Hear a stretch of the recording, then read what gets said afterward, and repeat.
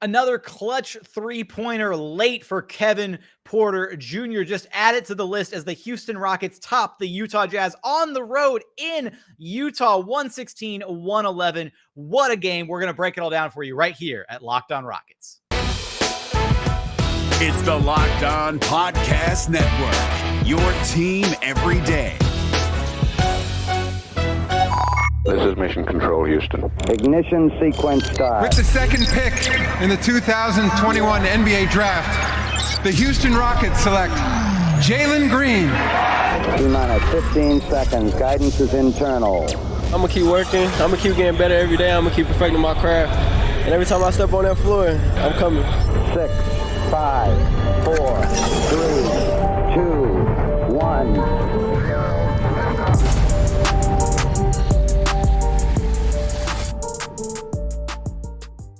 What's up, and welcome to another episode of Locked On Rockets, your daily podcast home for everything Houston Rockets basketball. As always, I'm your host, Jackson Gatlin, native Houstonian, and also host of Locked On NBA Mondays. Be sure to follow along on Twitter at JT Gatlin. The show, of course, at Locked On Rockets, where we sincerely thank you for making Locked On Rockets your first listen each and every day. Joining us now to talk about this impressive Rockets road win is none other. He's here every single week. Roosh Williams, host of the Noble and Roosh Show on ballislife.com. Wherever you get your podcast, you can listen to that show. Go check it out. It's an amazing show. And then also, you got to check out our guy, Ryan Hollins, who's joining us to talk about this Rockets win, part of your Houston Rockets broadcast team. Roosh, how are you doing? I'm doing amazing. It was a very eventful night for a variety of reasons, so thank you for having me. The Mastodon is in the building, baby. Let's get it.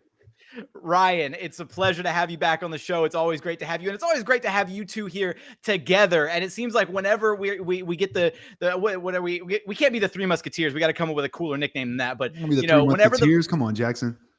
whenever the vibes are good with the Rockets, it's always good to have you in the building. Ryan, how you doing, man? I'm doing great, brother. I don't know. The big three is kind of like that's kind of used, right? So I don't know if we're the triplets. I don't know. We'll figure something out. Who knows? Let me get to the drawing board, and I will come up with something with some gold for us. So, but the Mastodon will be in effect with the drawing board. Is what's going to happen. The way that this organically came together, though, is it really pleases me. It's fun. It's awesome, and it's cool that the Rockets, other fan bases don't really have, this kind of vibe going. So I've never seen a fan base like this ever. Feel me?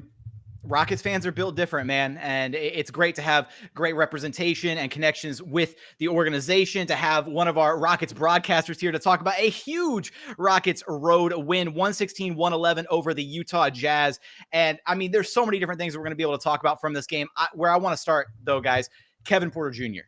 He comes away 15 points, 8 assists, only 1 turnover on the night, shot 6 of 12 from the floor, and had yet another clutch three-pointer down the stretch. Identical play. For anybody that's been listening to Locked On Rockets, if you listen to our last episode with Ali Kambijani, we broke down in our film room episode the wiper play that they ran against the Washington Wizards, leading to KPJ's game winner. We saw that exact same play ran late against the Utah Jazz. Eric Gordon comes up, slips the screen, Mike Conley follows him, and then you got KPJ dancing, goes into the step back, drains the three. He has been so clutch over this last week. It's been really impressive to watch, right, Ryan?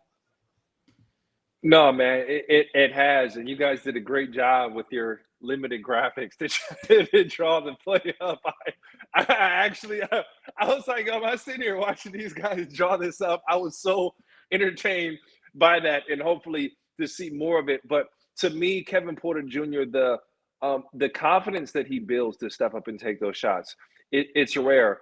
And if we think on our hand around the league or players that we know, like, all right, like who are the type of guys that step up and hit the shots? Okay, we've seen James Harden, we've seen LeBron, we've seen Durant, we've seen Curry. The list of players that hits the shots that he's capable of hitting has to excite you, and you understand why the organization is working with him and trying to get him to where he needs to go. And I think back to the other night, the Sacramento win. You guys heard me. I was pulling my hair out over the turnovers. And the reason I was is because as a former player, when you bust your butt so hard and something that you can control is turning the ball over and you end up losing because one of those turnovers, you're sick to your stomach.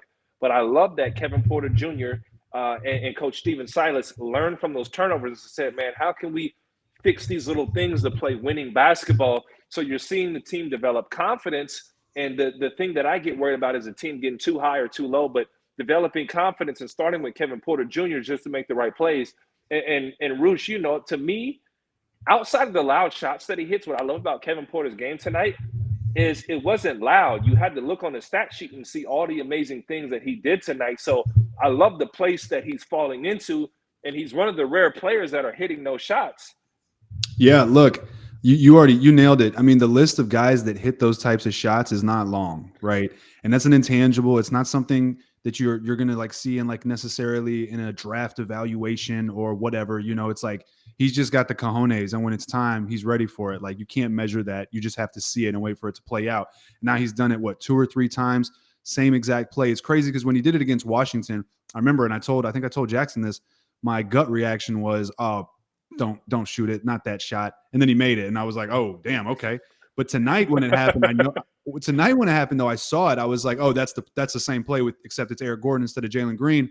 And I knew exactly what he was about to do, and I felt good about it. I was like, let's get it. You know, he's about to shoot it, and he did and nailed it. And then when he did, it's like I wasn't even surprised. It was just like, yo, this kid has it. So that I'm extremely impressed with the way he's bounced back. I don't know if it has anything to do with the fact that he deleted his Twitter, and ever since he deleted his Twitter, he's just been playing on a different level. Maybe drowning out the noise has helped him.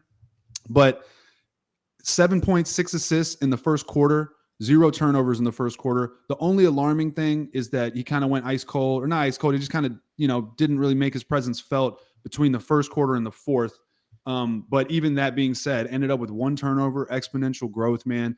And look, I don't necessarily want to go there, but and maybe my memory is just short and I'm tripping off recency bias, but I don't know if I remember James Harden hitting this many big threes. I mean, he had huge threes, but like it feels like Kevin Porter Jr. in the clutch is extremely reliable already, or is becoming that way. So it's insane to see the kid's growth, man. 21, like if he gets that 3 ball down, he's up to 34% from 3 on the season. And at one point he was at like 29 or 30%. So it's climbing at a legitimate rate. If he gets that 3 ball down like this, that's going to do more for his growth than anything else, because he's such a lethal scorer getting to the basket. If he's able to shoot that 3, no one can stop him. And he's starting to put the vision together. He just needs players to cut for him. Like he was working really well with Jae'Sean Tate in the first quarter. And look, if he puts all that together like that, man, give him a couple years. And this really could be what the Rockets organization and Rockets fans have been hoping for.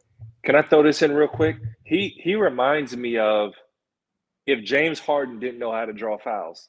I know that sounds crazy, but like, so for a guy who dances and dribbles as a defender, I want to get physical with you. I want to reach, I want to grab, I want to hold. And when you go to reach on James, he grabs your arm and goes through it. You know, he makes a play that makes you go, dang, I can't guard this guy. Kevin doesn't know how to make those, draw those fouls. So he gets in trouble where he goes to dance and guys just grab and hold instead of, going under the arm. So that's like the next development of Reed that I think could take him to the next level. And a lot of people criticize James for drawing those fouls, but if you don't draw those fouls, the defenders get so aggressive with you, Jackson. Ryan, that's an incredible point, because I think we see a lot of times, right, where KPJ he's adept at driving, right? He can beat his man off the dribble. He can get into the lane. That's not the issue.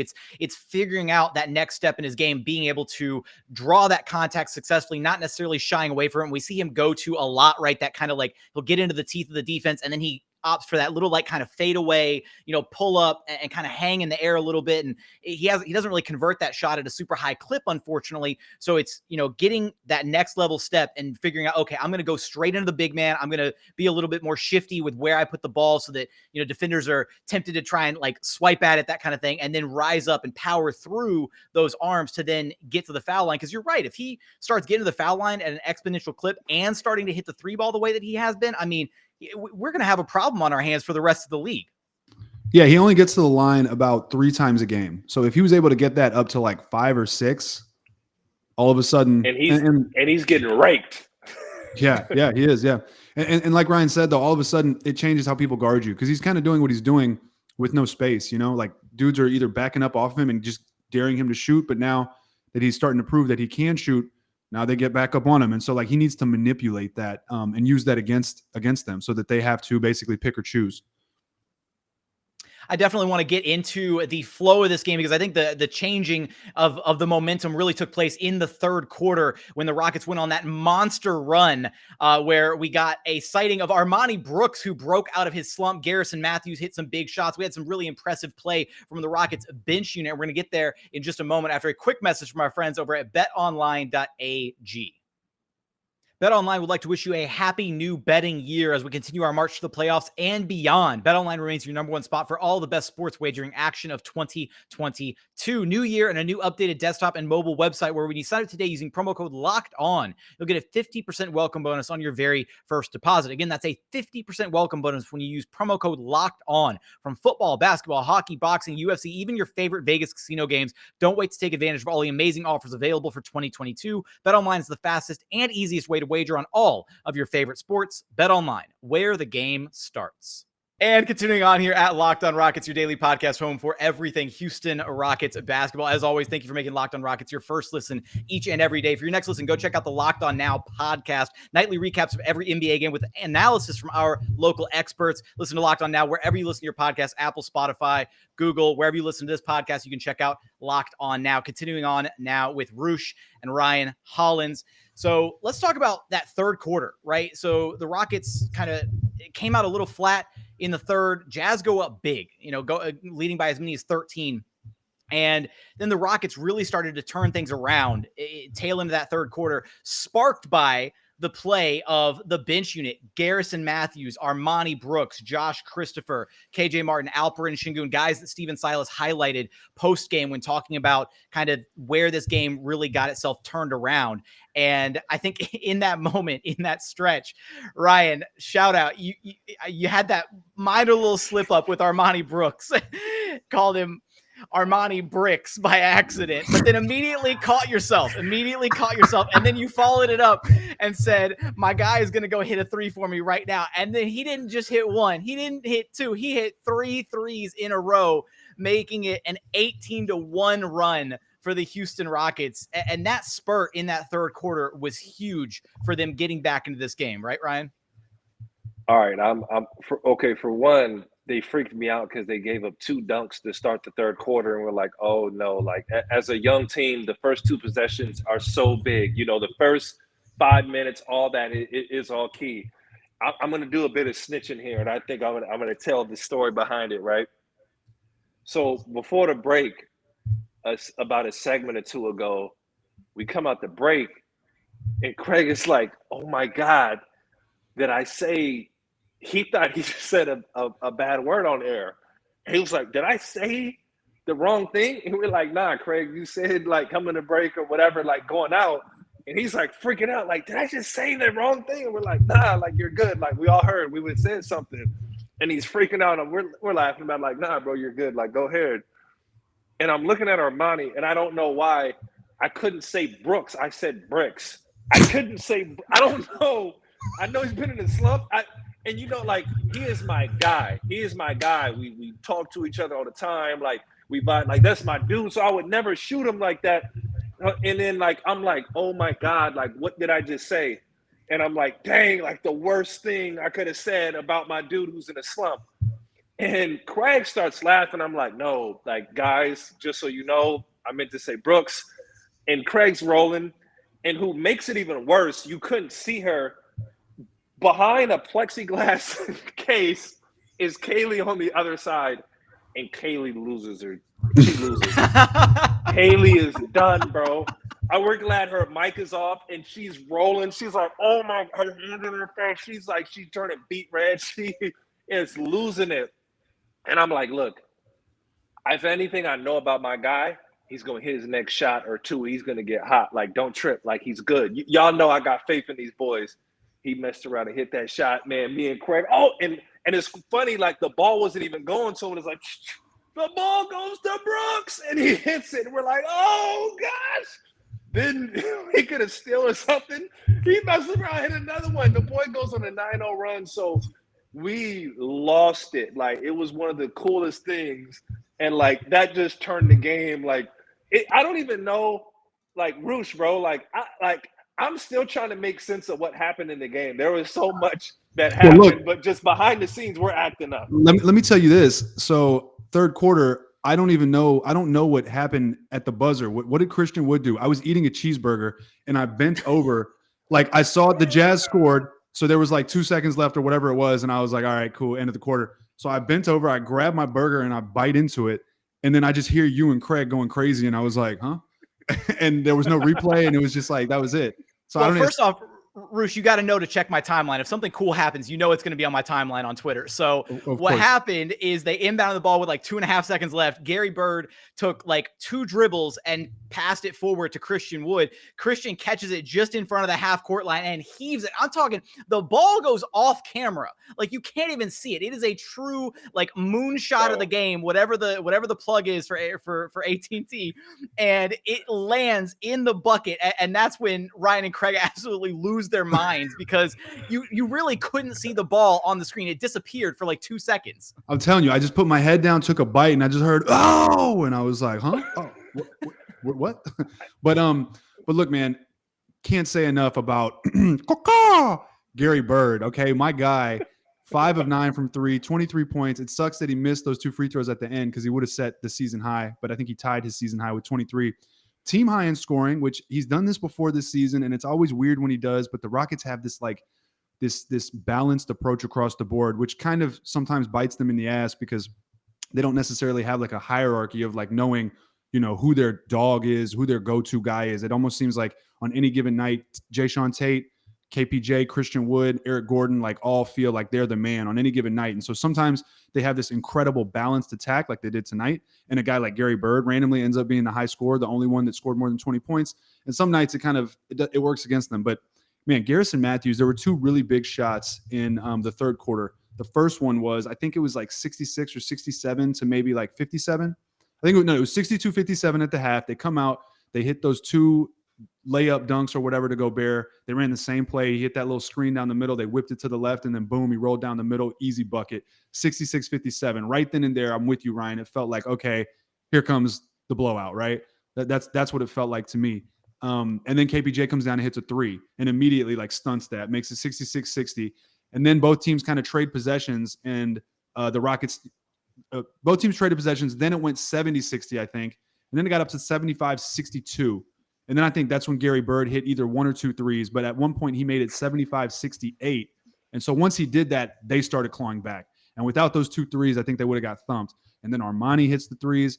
And, you know, it just, first of all, it speaks to the power of shooting. You know, when these guys are hitting their shots, that's when everything else on the offense works. That's when guys going inside like Tate, guys driving like Josh, that's when that stuff starts to click and come, you know, full circle as like a comprehensive attack. And then second, man, they just give a different energy. You know, Şengün was balling out there on the boards. He hit a 3, which was really awesome. He was moving the ball. You know, it's just like a different type of approach. I would really like to see, honestly, I would like to see Jalen Green get a crack with this bench unit because they bring so much energy that I think they could feed off his energy, right? Like he's so good at running the floor. He's so good at hitting in transition. His energy getting above the rim, like, and the bench unit does that more so than the starters. So I would like to kind of see him running up and down with those guys and learning how to assert himself as well. But yeah, I mean, hats off, dude. Like when you got guys like Armoni Brooks and Garrison Mathews that were previously fringe NBA players now coming in and contributing and scoring on runs that end up helping you win a game, like what can you say? And then shout out to Josh Christopher, like his physicality and strength for being so young and his ability to get to the basket and just his overall maturity, honestly, has really, really been a surprise to me. And it's just like, yo, the only way to go up from here, the only place to go from here is up. So a lot of encouraging stuff. If memory serves, there were very few assists. Now, I don't have the actual like halftime box score pulled up in front of me, so I'm just going off rip here. But I don't remember seeing hardly any assists from any of the bench guys after that first half of play. And it was really that huge run in the third quarter where the ball movement was there, where they were finding each other. And when you look down, you know, the final box, you've got KJ Martin, who had 4 assists. Alperen Şengün had a couple of assists. Garrison Mathews had a couple of assists. Like that second unit was really moving the basketball well. And I thought that ultimately what we're kind of seeing with Steven Silas kind of moving around some of the rotations and, substituting certain guys here and there, we're back to seeing Kevin Porter Jr. and Jalen Green being staggered. So we have actually seen Jalen get kind of a crack with some of the secondary bench guys at that top of the second quarter when he's checking back in. Granted, I think the energy, like you said, Roosh, was a little bit different there in that third quarter when they really sparked that run. And getting to see Jalen kind of operate with some of those guys would probably do him wonders. Can I say something? So I want to say, I think Jalen Green would benefit a lot from playing more with Şengün than Wood, because Şengün, two reasons. One, Jalen can run a pick and roll. He can actually run a pick and roll decently well. We just haven't gotten to see it enough. Şengün sets great screens and rolls really well. If you look at like Jalen's best passes on the season, a lot of them are to Şengün on the roll. And number two, the way Şengün operates is like he's just waiting for people to move. He'll get that ball and he's just waiting for you to move around. And so it forces people to move. And Jalen doesn't, like, that is one, we've seen him on ball, purely on ball so far, right? Or parked off in the corner.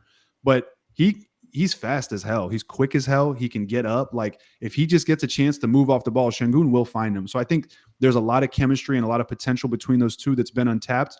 And then I also wanted to say Silas, I think, changed up his rotations a little bit tonight, which I thought was kind of interesting. So in the first half, Eric Gordon, Jae'Sean Tate, Jalen Green went to the bench early for Armoni Brooks, KJ Martin, and Garrison Mathews.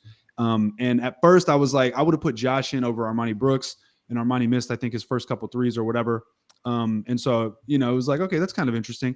And then it paid off, though, in the second half, right? And he also brought Tate, Gordon, and Green back at the end of the first half to close it out. So I really liked how that worked. Did the same thing in the second half, except Jalen sat, which ended up working out. But so when you kind of look at like how that worked, you see, I think at least, the second unit moves the ball around, and also they don't necessarily have shooters.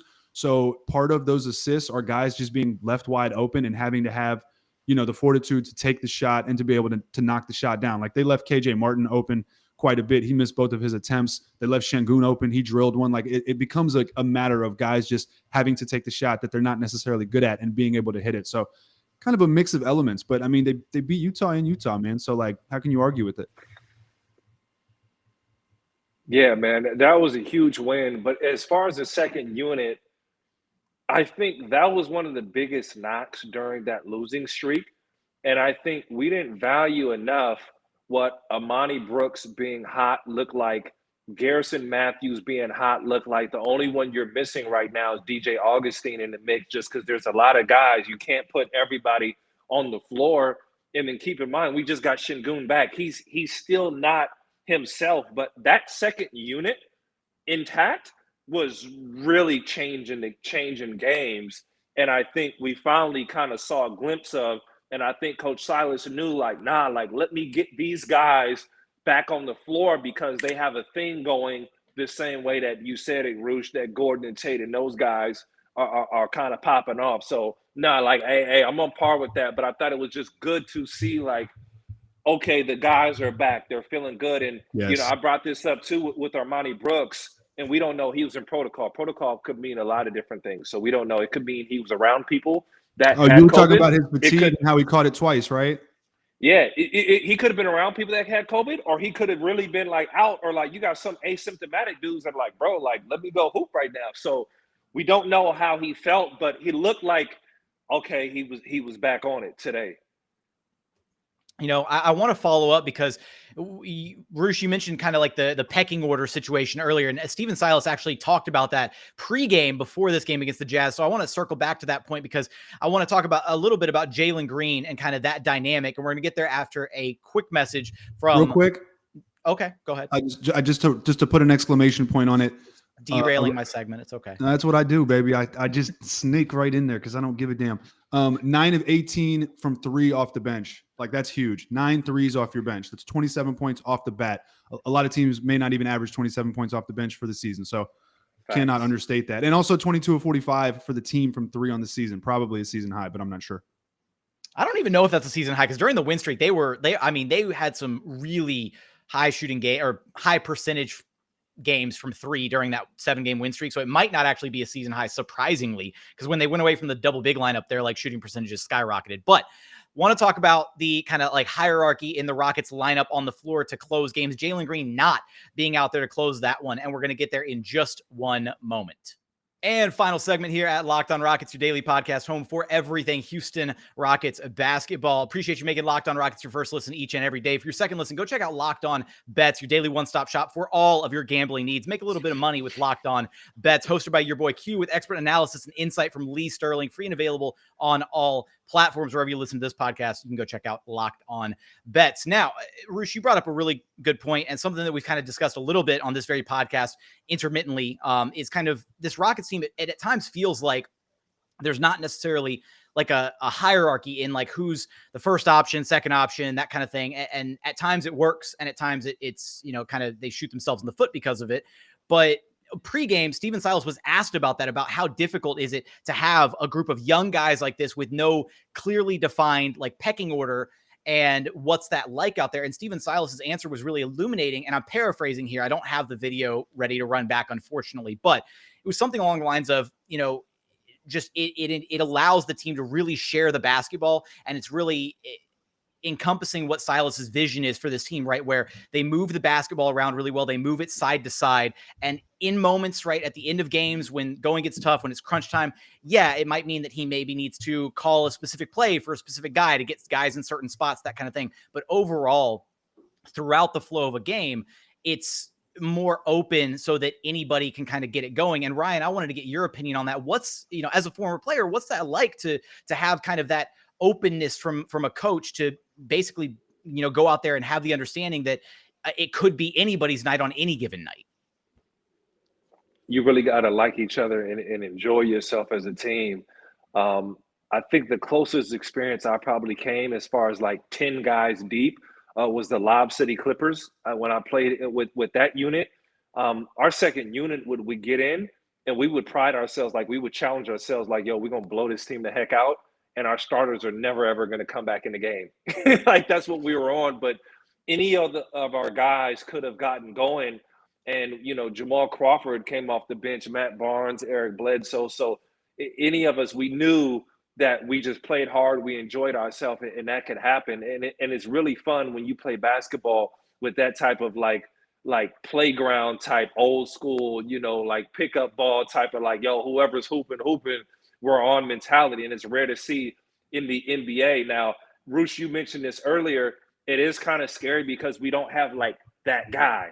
Like we don't have that LeBron that's going to get you. And there's only one of them, 27, 7, and 7. And we know if I do this, this, and this, we win. You take a lot of pressure off of the rest of the role players.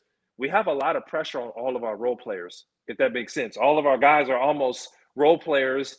And then Kevin Porter Jr. is like, he's a part-time kind of like superstar stud in those moments. Like, you know what I'm saying? So we're probably the scariest team in the league for any opposing coach to play against, because you don't know what is going to happen or what we're going to show up and end up being. But it is fun basketball when you buy in like that. And I think Stephen Silas, he's just like so cerebral, so smart. So he's that type of coach that can teach that, because it is hard getting guys to buy in like that. But it's just scary watching, because I don't know how to scout a guy like Garrison Mathews. Bro, dog, he took so many shots tonight. Yo, Roosh, we watched on the film. He walked across half court, and Kevin Porter was like, here, bro. And he just launched it and shot it. We're like, bro. Like, he called that pass from KPJ. He called that. He was like walking across half court, and he like pointed at KPJ because there was like no defender like anywhere within 10 feet of him. And he was like, he hollered over at KPJ, and KPJ noticed that there. And so he just whipped him the pass. Hey, but do you know why he does that though? You know why he does that is because it's so hard for him to get open. We got the bird call from Ryan Hollins. Yes. It's so hard for him to get open, right? He's got to work so hard, run around, run off screens just to get that little bit of space so he could do his like contorted body twist shot, because he can't create for himself off the dribble at the NBA level. So when he's like that wide open, he's just like, yo, give me, like, I don't care where I am. If I'm across half court and they leave me open, I'm about to bust it. And he hit at least two of them tonight, you know? It's scary though, because I wouldn't know how to react playing with Garrison, like as a player, because he will airbank that bad boy. He will shoot that thing into the stands, but that's the system.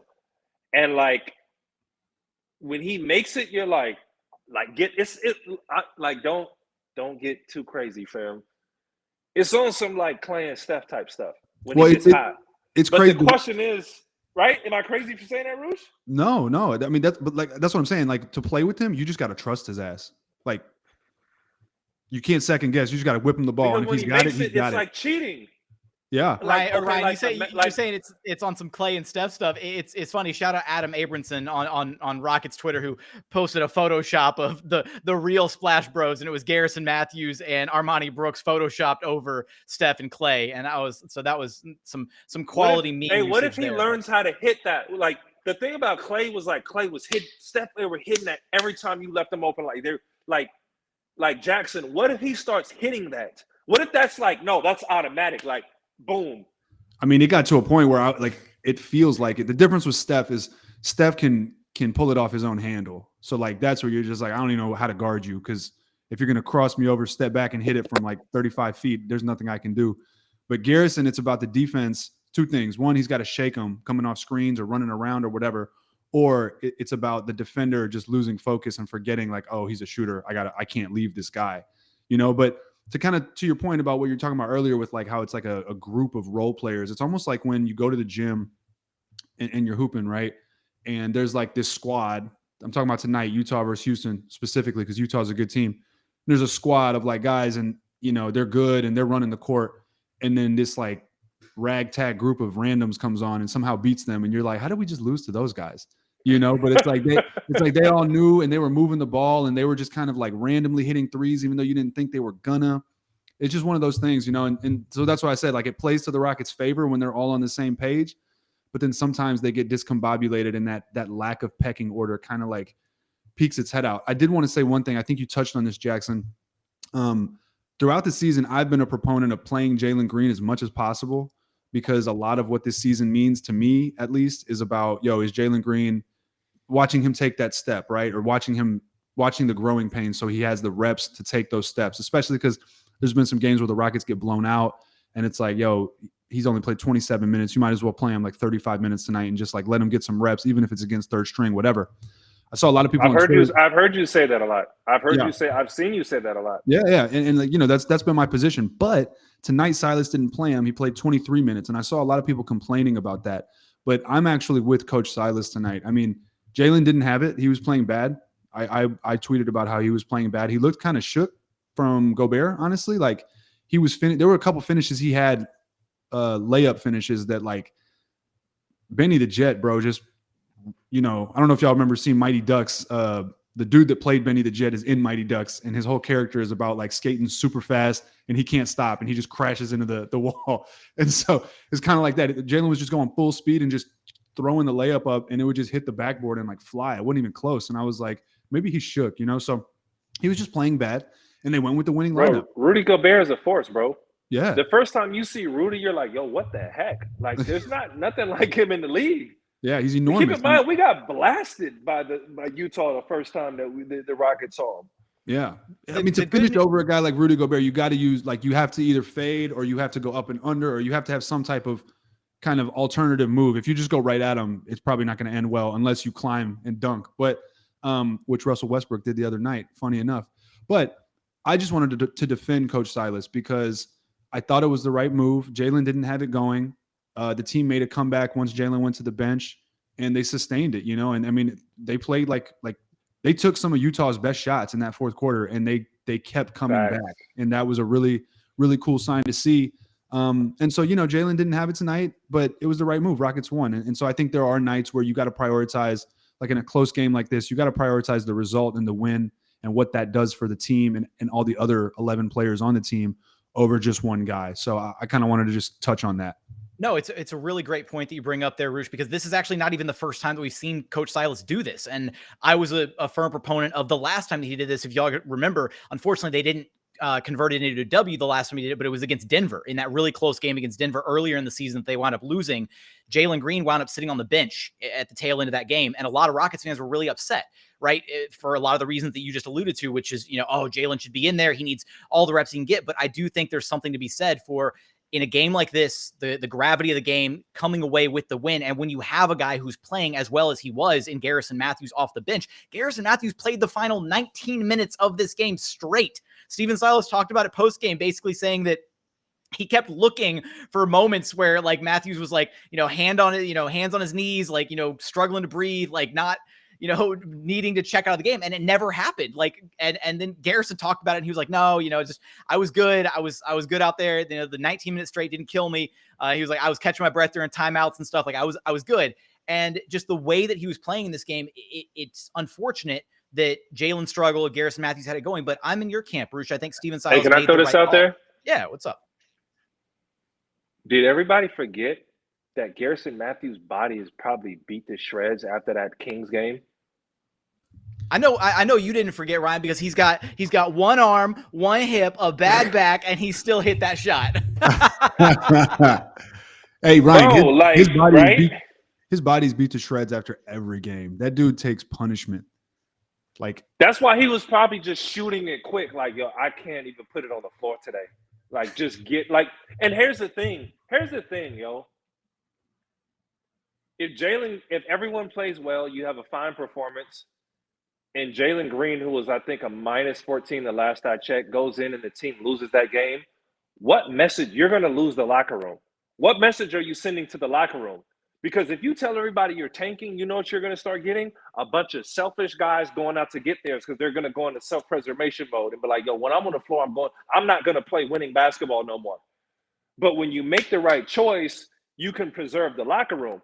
And just unfortunately, Jalen didn't have it going. There's no disrespect to when Jalen is going. He's not going to come out the game.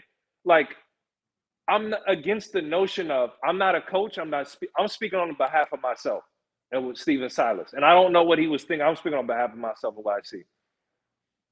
If you play well, you deserve minutes. And obviously, as much as you can, you're going to get Jalen on the floor. I don't think even to a player, anybody's tripping off that. You know that. But when you sacrifice the integrity of the game, and if you end up losing, you lose the locker room, and you don't want that. Because at the same time, you want Jalen to have a value in, like, dog, I got to earn the minutes. Like, to me, Jalen, you're going to play first half, and you're going to start guaranteed. Now, are you going to finish? I don't know. And I think he should have to earn that. He's going to be on the floor, so to say that his development – in the next game, like, keep it real. Garrison may sit out. Eric Gordon – sure as heck probably might sit out. Like, guys are getting sat so that players can play valuable minutes. So the pace that Coach Steven Silas wants to play at, you can only play between 15 and 25 minutes at that pace if you play as hard as he really asks you to play. Am I wrong? If you run the way he's trying to run and defend the way he's trying to defend, you can't play more than 15 or 25 minutes. Keep it above. Jae'Sean Tate is just a freak. And what's he averaging? Jackson, probably about 25 minutes a game? 29, I think. 29 or 30. And he's just built different, guys, right? Yeah. Yeah, and look, to your point, I think you're absolutely right. Like, as fans, we sit there and we look at the box score and we watch the game and we hop on Twitter, and like, to us, it's all just this thing that we're like observing. And so we're like, okay, I would do this differently, or maybe I would do this differently. But there's 11 other players on that roster. And if in a close game, you can bet your butt that those boys want to win that game. And so in a close game against a good team on the road, like Utah, where they're like, yo, we really want to win this game. If they look around and say, why did Jalen go back in? He was playing bad. And like Garrison had it going and we were on a roll. Like, did we just lose this game so that Jalen could get 8 extra minutes? Like, that has an effect on the mental of the teammates, right? Like, these guys have egos. They have everyone made it to the league. No one's like, oh, hey, here's number 2 pick. Roll out the carpet. Cool. Like they're trying to get their own, Some of these guys just got deals for the first time. Like, everything is cherished. Nothing is for granted. So I totally agree with you. You could lose the locker room if you're just prioritizing one guy. And that doesn't work for Jalen, because now, like, it's almost like people are upset with him, even though he's not the one that checked himself into the game. Coach. Hey, Roosh. Yeah. Check this. Man, I'm going to give you this like at your workplace. We've all done stuff in life. Let's say you have a job, and your job is you just punch in and you make, $20 an hour, right? Or let's say you have a job where you're going to make $15 an hour, but you get the commission on how hard you work or how many sales you make. You're going to be, during your time, you're going to be punching it because you're like, dang, more money, more money, more money, more money. Versus, I clock in $20 an hour. I'm set. Like, you want to show and prove. So there's a value where you don't want Jalen Green also going, fam, I'm playing 30 minutes no matter what. And now he's just doing, and I'm not saying he's doing that or he wasn't playing hard. Don't take that by any mistake. You want him to value those minutes. And I'm not saying he doesn't, but you want those minutes valued. And you got to motivate him. Like, you got to incentivize him, you know? And there's nothing wrong with that. Nothing. And we're going to be able to look at this as like Jalen's going to be able to turn back and look at this, and they're going to be able to go back and look at the film, see exactly where he was struggling against Rudy Gobert. And I think something that we saw James Harden wind up having to add to his game, you know, in the latter years here in Houston, was that little like floater that he had, that he perfected to be able to counter when there was a big like Rudy Gobert who would just camp down in the paint, and he needed to be able to finish over him. And so I think that's something that Jalen doesn't quite have in his bag yet, right? So Roosh, you talked about kind of some of the struggles with the layups right at the rim, right? If he had a little floater, a little teardrop or something in his game, or a little bit more consistency with the mid-range pull-up, then he wouldn't have to drive it all the way in when you've got a Rudy Gobert, or in previous games, right, a Joel Embiid camping down in the paint, waiting for you at the rim. So these are going to be learning opportunities for Jalen, where he's going to realize, okay, I was having a bad game. That's fine. Right? How does he respond to this bad game? Does he sit down with Coach Silas and go over the film and get better? Because everything that we know about Jalen Green so far, that's exactly what's going to happen. He'll take this as a learning opportunity and get better from it. Yeah, and let me just throw this out there to anyone listening. You may or may not have seen my tweet comparing him to Jordan Clarkson, so I just want to inject that into the recording. But he's got a ways to go, right? He's got some incredible skills and incredible talents. Like when his three ball's on, and when he's confident in his driving lanes and he's hitting that first step, like, he looks great. And then on nights like tonight where the three ball's not there and he's not able to finish at the rim, he struggles. I would like to see him, and this also goes hand in hand with the discussion about the pecking order, right?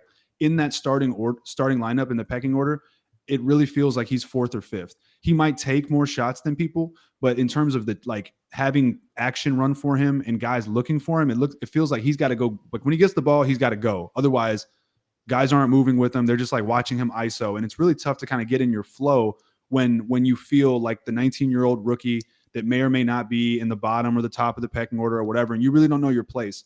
If he was on the bench, I almost want to see him come off the bench a couple times just to see if it changes the flow for him, if he's able to be more confident, more assertive, if guys are looking for him more, if he doesn't feel like he's just got to stand in the corner and wait for the play to develop because KPJ's got the ball and Christian Wood wants the ball and Eric Gordon's over there and whatever. And it give him a chance to play with Şengün a little bit more, who I think is a good kind of pairing for him. So I don't know. We've seen when the Rockets have spacing, you get like a Garrison Mathews on fire early. It can really change things. So I'm interested to see if Jalen Green off the bench has like a microwave, like score, like come in, get your shots up, boom, boom, put up 12, 15 real quick, in a half. If that might have some effect and also help him build his confidence as he continues to go. Because that's the one thing. It looks like his confidence wavers, right? It looks like sometimes it's there and he's ready. And then sometimes he's like wanting to make a move, but he's not sure. And so he kicks it back over to KPJ and then drifts back to the corner. So he's got a ways to go, but I just want to see him build some more confidence. And let me put this out here. Let me give this perspective. The Rockets are a billion-dollar organization, franchise that has plans on winning a championship, not just a 50-win season. There's so much invested into these guys that you have no idea what's going on behind the scenes and visions. Right. Where you're looking at the players, you're looking how the front office is making moves on long-term players, short-term players, what's best moving forward, what you want to see in a 5-game span, what you want to see in a month, what you want to see for the entire year. There could be a move made tomorrow that opens up we got 9 shooting guards on our roster that opens all that up. We don't know. Coach Silas watches hours of films. We have a scouting department that watches hours of film. We have coaches, we have video coordinators saying this is good, this is the, and is shooting stats and analytics and all this stuff together.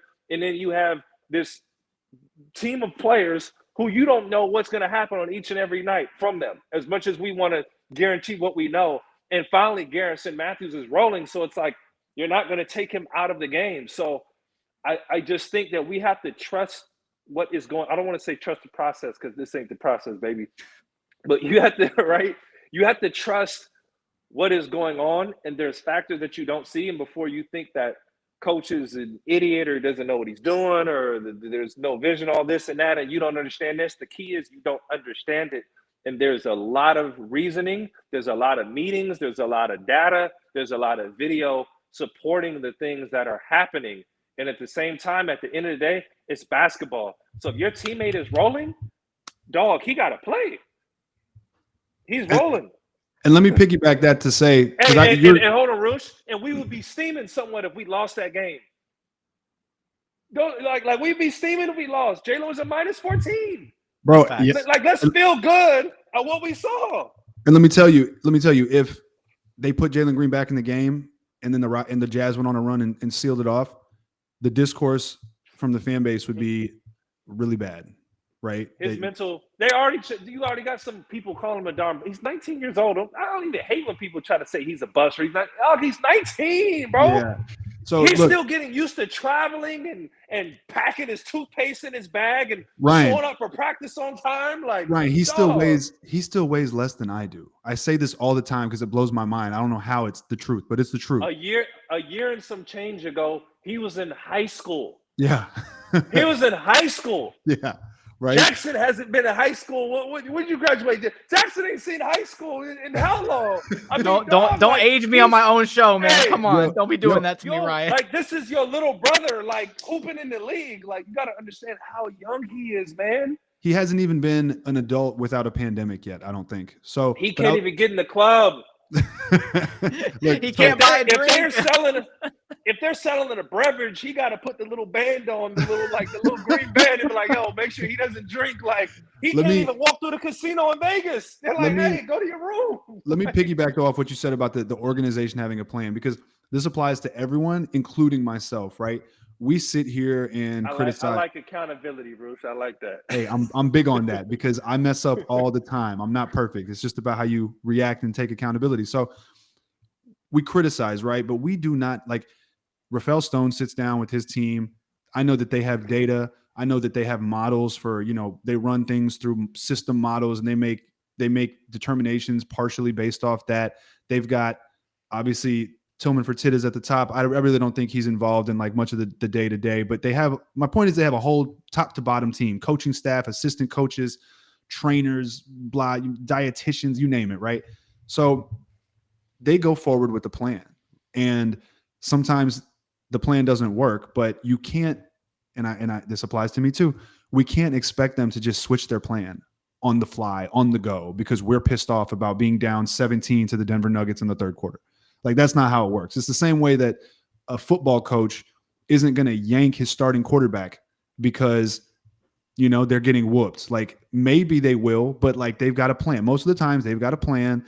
They got their rookie in. They're just wanting to see the rookie and like how he's working and whatever the fuck. They're not going to pull the rookie for the veterans so that they can go out there and try to change the game in the middle of the second quarter. Because like that's not what they practiced all week. That's not what the plan was. That's not what the organizational plan was. So I do think fans, including myself, need to really kind of get a better understanding of that fact that, I would imagine this. I have not spoken to Rafael Stone, but I would imagine that he's just sitting there watching the game thinking, okay, well, it's not working, but we'll go back to the drawing board. And like, it's as simple as that. Like, they're not freaking out game to game, quarter to quarter the way that we do. But when our proximity to the team and to the game is confined to just watching 82 games, we don't get to see the behind the scenes. We don't get to see the practices. We don't interact with these people. We don't have their data. We're not the ones getting phone calls from the Memphis Grizzlies GMs or the Lakers GM saying, hey, who's available for trade or whatever. We don't know, So we have to keep that in mind and just take it game to game. Like, some games go the way we want. Some games don't go the way we want. And quite frankly,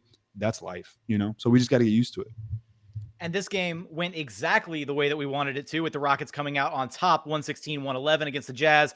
Again, there was a lot of different great storylines, a lot of really solid performances across the board for this Rockets team. And hey, it's always good to beat the Utah Jazz in Utah, right? That's always a great feeling. Vernon Maxwell was getting those tweets off after the game. It was beautiful. It's always a sight to behold when Mad Max gets those happy Twitter fingers going. But Ryan, any parting words for the Rockets fans listening to the show? Oh man, you guys' support has been amazing. It is second to none. I can't thank everybody enough. It's been a blast. Forgive me, guys. I get really excited on air. You see, it's genuine. Me and Craig get going, and I think we're like two. We might be like two fans sitting there at the game watching, and we're really invested in these guys because we're just excited to see the work that we're putting in. But I just want everybody at home to trust in Coach Steve and Silas, and trust that Jalen Green is not going to be a worse player because he didn't play in the fourth quarter. He's gonna end up being as amazing as he's going to be. And don't look at the next rookie over there, because there's a rookie struggling right now, looking garbage. Okay, struggling. All right, whose team is losing and he's mentally in it. Because guess what? When you win, everybody's feeling good. When you lose, it's a bad energy around everywhere. So those wins are vital. But hang with what we're seeing. And let's take these victories and let's just cherish them, fam. And for Jackson, Roosh, we've already that winning streak, that historical winning streak after losing 15 straight, that's gold for us. We're low key good for the year, and we get these wins, and then we just got 3 out of the last 4. Thank you. Yeah. And to add to that point, man, when it was 1-15 or 1-16 or whatever it was, we were like, yo, this team might never win again. This might be they might rival the worst teams in NBA history. Yo, we're at 14 wins. We're right on track for a rebuild. It's looking like just a normal losing season. So I agree with you. And then to the point of you and Craig on air, I did agree with you that Craig said it's not close. He said Rudy Gobert is their best player, and it's not close. I don't agree with that. He might be their best player, but it is close.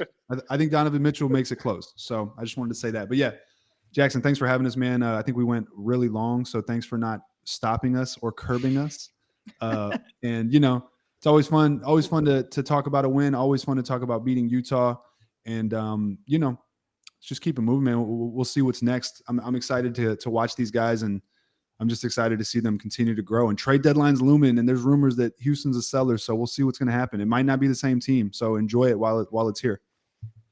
Great sign off. Roosh, Ryan, appreciate you guys being able to make time to come here on the podcast. It's always a great time having you guys here to talk Rockets hoops. If you haven't checked it out yet, please go check out the Noble and Roosh Show by ballislife.com. Wherever you listen to your podcast, that's where you can catch Roosh and his co-host Zach. And you already know where you can find Mr. Ryan Hollins on Twitter at the Ryan Hollins. And you're going to get him on every single Houston Rockets broadcast. Guys, I appreciate you taking time to be here today. Appreciate it, brother. Okay. That's going to do it for today's episode of Locked on Rockets. If you haven't done so yet, please consider subscribing wherever you listen to your podcasts, Apple, Spotify, Google, brand new Odyssey app, free and available on all platforms. Also now on YouTube, search Locked on Rockets on YouTube. Like, comment, subscribe, all of that. What was your favorite moment from this Rockets win on the road in Utah against the Utah Jazz? Let us know in the YouTube comments. As always, thank you so much for watching. Thank you so much for listening. We look forward to having you back right here at Locked on Rockets, your daily podcast home for everything Houston Rockets basketball.